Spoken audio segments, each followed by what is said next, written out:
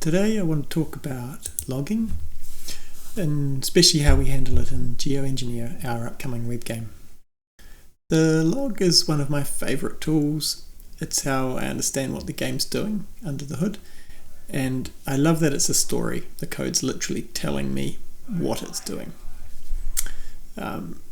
Someone once suggested I put a logger in right at the start, which is just a class that's just a bit better than typing print inside your code. And you can see it in operation here. It's colouring things, it's putting things in columns, it's automatically telling us where the code is coming from, and it's putting in blank lines. So we have a class called log.gd, it's an auto load, and I'm going to share the code if you'd like to use it. It's freely available. It'll be in the description.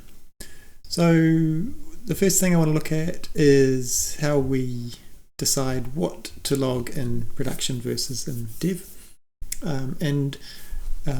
My feeling is that in production we still want to log critical errors, like maybe it's not saved or something, or hasn't been able to do something really critical. So we still want some logging presence, and because ours is a web game, it shows up in the Chrome console only if you go looking for it. It could be useful for debugging in production. But yeah, the switch here is what we use everywhere to tell if we are in debug or not, and it's true if we're running in the Godot editor. So that is, and that's all good. But in production, we don't want it spending any cycles interpolating text or calculating sizes of arrays for logs that are just going to be thrown away anyway. So in production we're only showing critical things. We don't want to spend the effort making the info log and sending it there to be thrown away. So our pattern is to wrap everything except the critical in this if statement so that this never gets executed.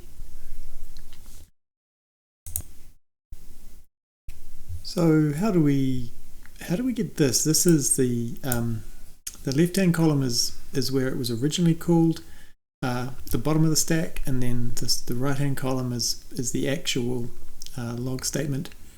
So we use that to group things together with colors and with line breaks, so we can see everything as part of a block of activity. That's done in here.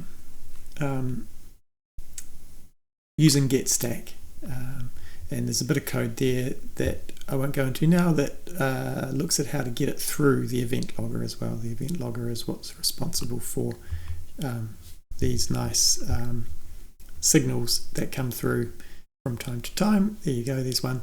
All the signals get logged, but we still want to know where they came from, so we dig through the stack for them. The next thing I want to show you is how we throttle the logging for those times when you need to log something in a physics process or a process function, where otherwise there'd just be too much spam. So you can see there's a lot of drones on the screen. Let's put something in the physics process without overwhelming the logger.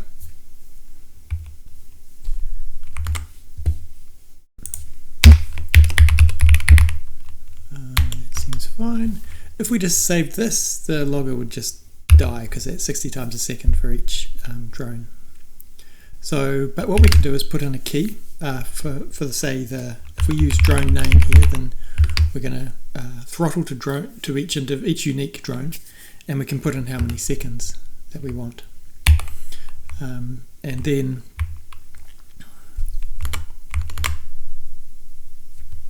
these physics process logs are the ones that have been throttled. So you're getting one log entry from each drone each second from there. We love signals in this game, and one thing we've done is define them all in a single class called signals. Because we've done that, it's really easy to collect them up and log on them. The logger that does this I'm including with these download files if you want it. You can see them here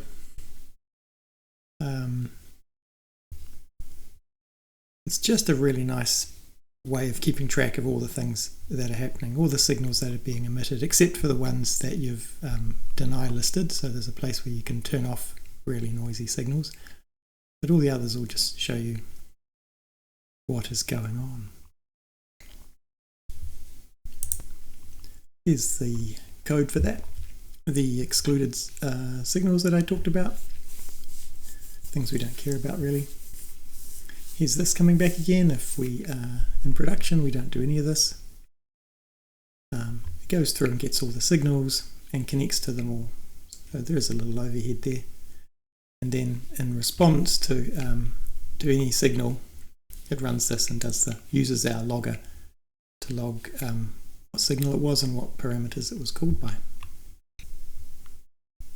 Last of all is the way that the logging gets adapted for the web console. So I just found that the colors made it impossible to read in Chrome. Maybe there was some other way around that, but we just look for whether we're on the web and then strip out the BB code colors so that it is easier to read. And that's pretty much everything that this logger does. But like I say, you're welcome to it in case it's handy. It's not perfect, but it seems to work, and hopefully it's useful to someone one day. Thanks for watching.